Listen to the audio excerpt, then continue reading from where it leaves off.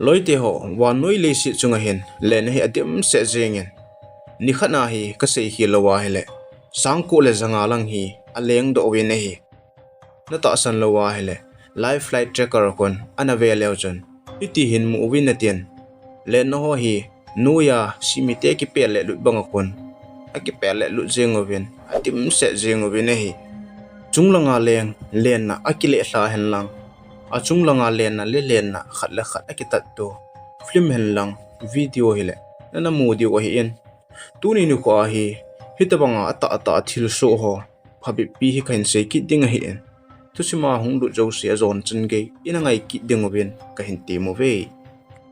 ama sa pen hen Air India Express flight 1344 kitipen hi the Kerala plane crash ati ovin Hichi Indian Express flight 1344 hi India gamsung Kerala munakon anekile la ene hi India gamsunga len na adang dang akile la an jing jong le Hichi flight 1344 akile la hi India gamsunga dinga ansa pen le agim nei loya hita yetin ana seyu win hi India Express flight 1344 hi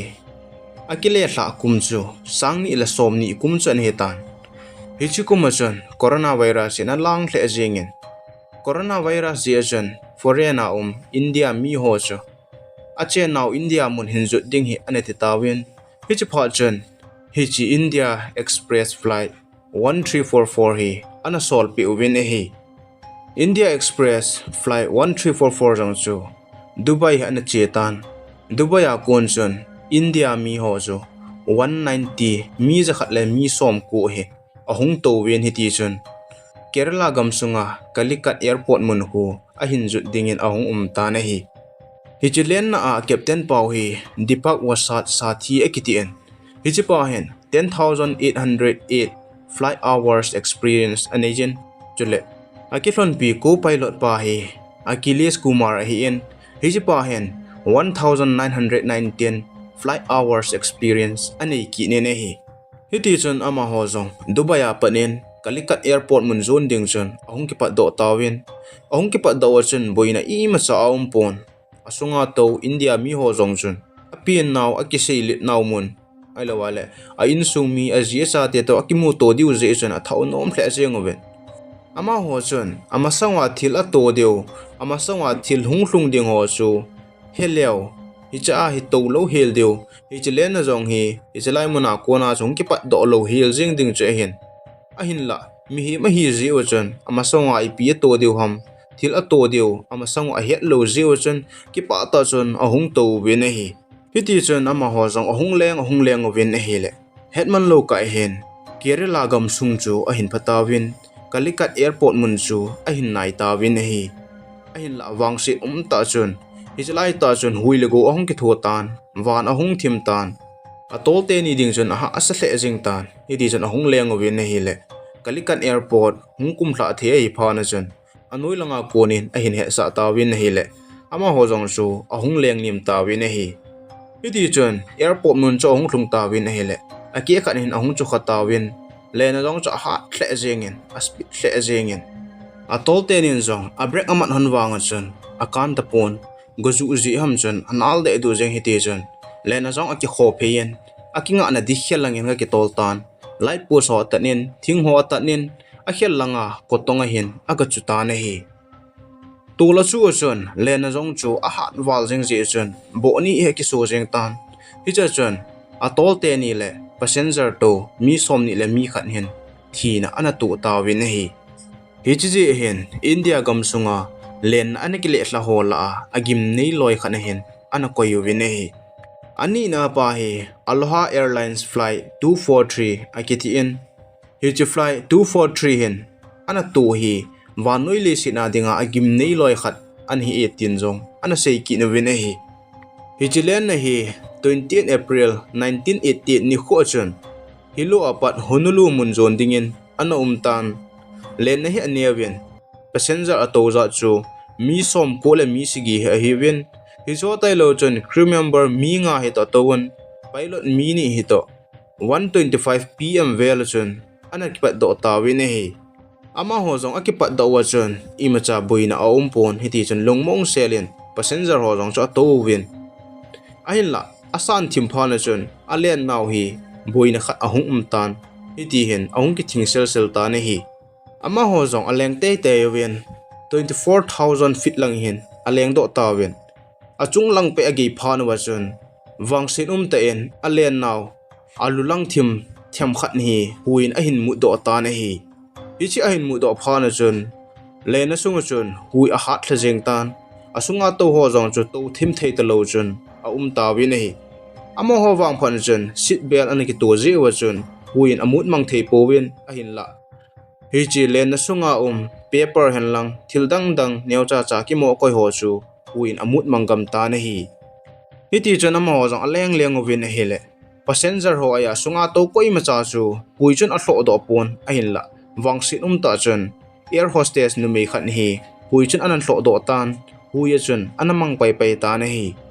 hitia boina na sata atu jing wang wa chun a pilot paw robot kiti pa chu milung len ta an hi en ama chu lung neu lovin tul thut te te ding hi ana tin hi ti chun pan na sata en ana la in hi ama ho jong aleng leng ovin na hele achi na diu mun thlung ding bo a hi ta win a pilot paw win jong anui langa omo ga contengen hi ti chun kum thla ding hi ngai tu ta na hi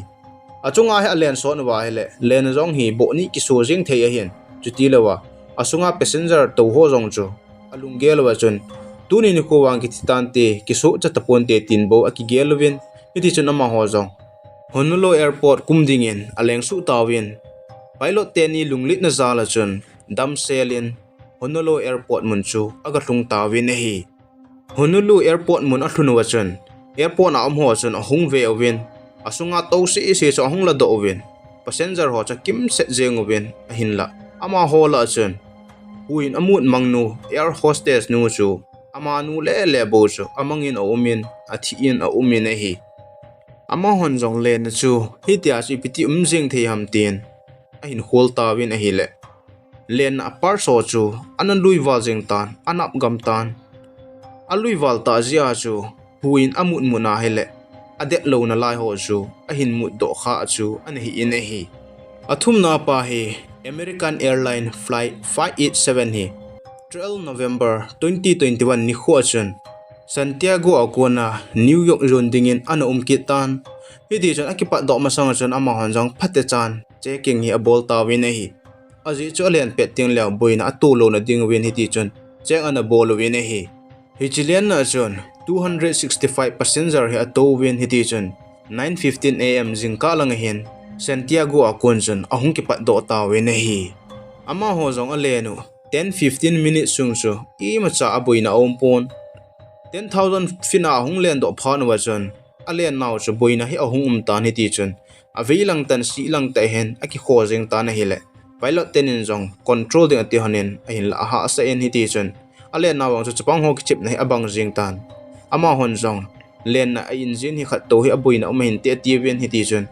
mun zo se anga the hi lo je chana ma hon jong mun khatna mun ong lai anga ading tin a hin tol ta wen hi le hi ta len lai ta wa chun anung langa ki tungang chu ahung bal ta na hi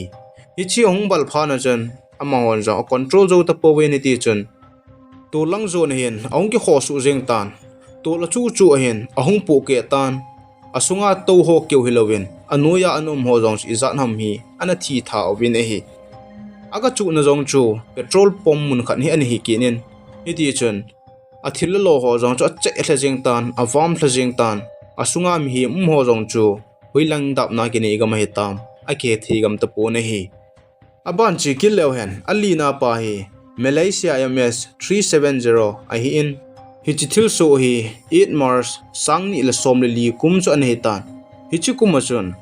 Malaysia MS 370 hi Malaysia apat China Beijing airport mun zon dingin an tan hi chi sunga chun pilot ni to crew member mi som hi to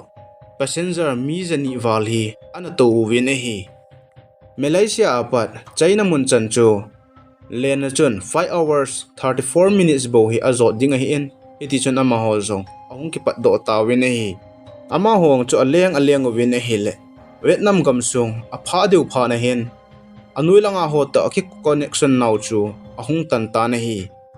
hi che tan phana jon anoi langa hon zong a hin khul ta win a hin la hi chi len na chu amu do ta pu win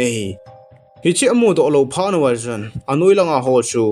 agam jon a ki ho to win hi ti jon a khul ta win a hin la hi chi len na chu hoilanga chi ham koi ma chan a heta po win Vietnam langa hon zong hi chi lai mona len na in hi chi lai gam a hin phatai ti rong chu amu do ta po win a heta po win hi tia het lo phan jon ama hon zong satellite among chawin hi ti jon aveta win a hele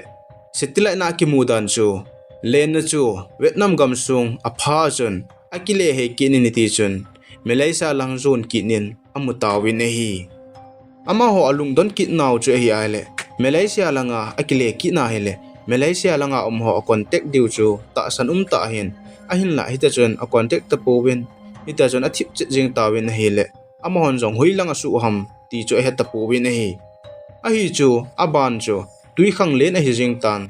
tui khang len keu hi jing pha na jon ama hon jong tui khang len la ju Kileh tha jing ham tin a hin ging mo tawin ti jon a hin khul tawin kungin a hin hol tawin a hin la